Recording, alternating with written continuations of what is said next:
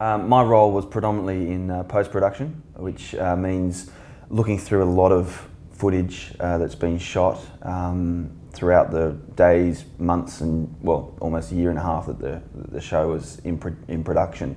I think one of the hardest things in putting together the segments was, in terms of editing them, was the fact that in order for a fly-on-the-wall documentary sort of show to be a success, you really need to shoot a lot of footage. It's because you don't know when the moments are going to happen, you kind of need to be buttoned on and be ready for that.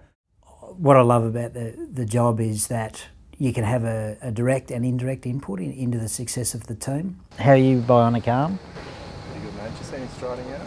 I did actually. I saw you. Can't call him bionic arm. You got to call him the $6 million man. Mate, he's a $60 million man as far as I'm concerned.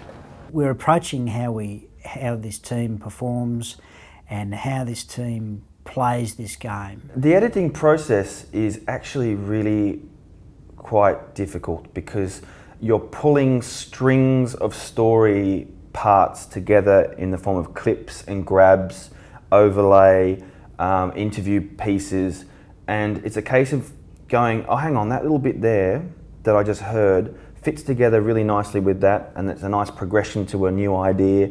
So all these sort of bringing together of the nuts and bolts, i.e. the footage and the audio grabs, and making that into something which has a progressive flow to it is actually quite difficult.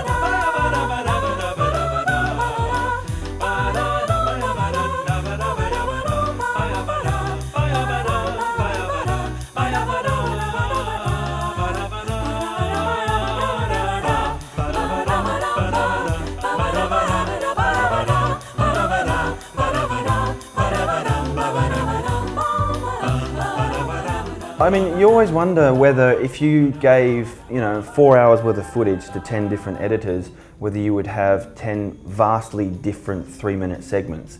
I think they would all differ, but I think that within any amount